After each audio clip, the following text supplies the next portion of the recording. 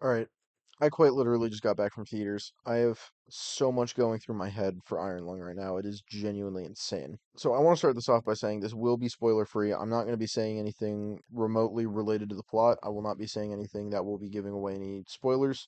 So you do not have to click away from this thinking that I'm going to be ruining anything for you. I highly encourage you to watch it. That movie was really good. No, my sword. That being said, I do have some complaints and I will get to them. But starting off with this, I want to go over all the positives because there was a lot of stuff I really liked about this movie. Basically, saying as much as I can without getting into spoilers. I'm gonna throw away the sword now because I don't need it. I think that a lot of the stuff that I really liked related to all of the technical aspects of this movie. I've had a lot of good experience building stuff before, and I love set designs. I love looking at movies with good set designs, and I think this is one of them. Genuinely, design in this movie was peak. It was so good. The whole design of the submarine was excellent. The sound design was incredible. There was a lot of stuff that went down really well. Okay, excellent. There was a lot of stuff that I liked that was related to the construction of the movie itself. The lighting was excellent. There were a couple of scenes where it felt a little bit off and not particularly great, but those talking about it would get into spoilers, and I don't really want to do that, so I'm not going to. But overall, I would say it was very excellent. The design of the sound, excellent. Near perfect.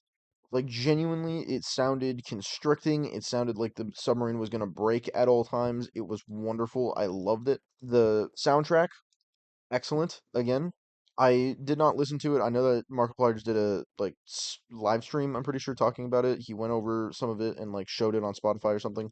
But I did not partake in that. I wanted to save it for when I actually saw the movie, and I just did. And my God, it was really good. I don't know what we're trying to do here, bud. So whatever. I do think the soundtrack merged really well with the movie. I think that was a really great aspect of it that not a lot of people are going to talk about, but they should because it was really good. And the overall look of the submarine was perfect. It felt like it was ripped straight out of the game. Genuinely some really great design there. All of the parts looked all perfect and mechanical. All of the designs of everything was incredible. It looked like a functioning submarine and it was great. I'm probably gonna die here unless those two fight each other and they decide to just leave me alone. But overall, everything related to the design and the creation of the movie I would consider to be excellent. Now, again, I want to reiterate by no means do I consider this to be a perfect movie, and it does come with its flaws. One of those being the overall giving of the plot, I would say. The whole design of the movie, again, great. I think Markiplier killed it in the acting field, but when they were trying to deliver the plot and actually talk about the story, I feel like it was a little bit more flawed than they wanted it to be. Not a lot of things went well there. If you hadn't played the games or you haven't seen Markiplier's live streams, you will have no clue what's going on. It will be confusing, it will be disorienting, and you will not like it. My parents saw this movie. I can verify they had no clue what was going on half the time, and it really aggravated them. That being said, I think that if you know what's going on, you will have a fun time. If you know the game, if you've played the game, if you've done anything related to watching Markiplier stream or anything like that, you will be fine. However, for every single other person, which I feel like is going to be the vast majority of the audience because it's going to be parents bringing their kids and everything, you will struggle. That being said, I think that the movie delivered the plot very well in some instances, but it did struggle a lot in others. And there were a lot of scenes where, again, it's just Markiplier and the submarine, so I need to reiterate, it is really difficult to make a movie that's excellent with only one person that you're really seeing for the whole movie. But a lot of the scenes is just him hearing voices in his head and freaking out and having mental breakdowns. And it's like, yeah, it's an interesting concept. Don't get me wrong, even remotely. It's just like I struggle with not seeing that get very repetitive and very annoying after a while because it's just that the whole movie.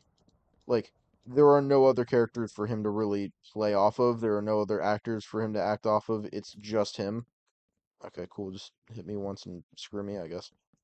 But there are seriously nobody else in the movie for him to act off of or truly do anything with. And so it's kind of a struggle for him to carry the plot along in a reasonable way, if that makes sense. However, again, I do want to talk about positives a lot for this because I did really enjoy it. I think that the acting was top notch.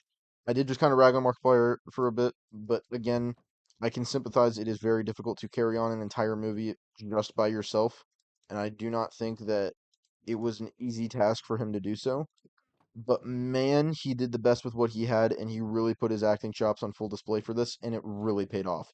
He did phenomenally well for this. Now, I know I might get flack for this because this is just not a really good take, but I have not watched a lot of In Space with Markiplier, Heist with Markiplier, stuff like that. I don't know too much about it, and it is kind of a belief of mine that I did not think Markiplier would do well in this movie. And so I thought he would struggle a lot with the acting portion of it because I did not know how good his range would be for this. But I was very pleasantly surprised when I found out that he really can act. He kind of nailed it. He really did well. I mean, like, I seriously can't hype up his performance enough. For a guy who was acting by himself for literally the entire movie, he played the part excellently. I mean, seriously, like, he really managed to make you feel the fear and the emotion that he was feeling in that moment. Well, I guess not him, but, like, again, that goes to show his acting.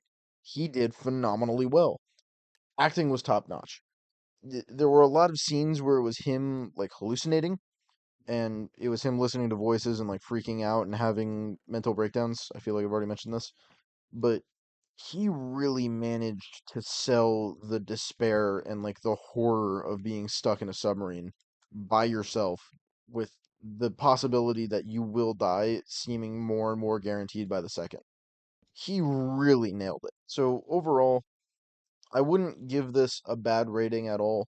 I think it has its flaws, but overall, I really liked it. I had a great time watching it. I'm very proud that Markiplier made this. I know that sounds weird because I'm a child and I have no relation to Markiplier, even remotely, but I am very proud of him. It takes a lot of work to make something of this magnitude, and he really nailed it. He knocked it out of the park with this. And I'm really what I'm hoping for the most out of this is that this is going to lead to more content like this in the future from more YouTubers. More YouTubers are going to see this and they're going to realize, man, I've got a shot. I could make my own movie. I could do what Markiplier did. And they're going to make their own movies, and they're going to put heart and soul into it, and they're going to put care into actually making these movies good. And it's going to be basically like a whole reiteration of Hollywood getting like a sort of revitalization, or like it'll be like a whole renaissance for Hollywood, really, because we'll be getting a lot of developers and speakers and people that genuinely want to put heart and care and soul into projects. And I feel like that's really lacking right now in Hollywood. And if they do this and this manages to work out and this movie's a success, they're going to start bringing in more YouTubers. More YouTubers are going to make video game adaptations.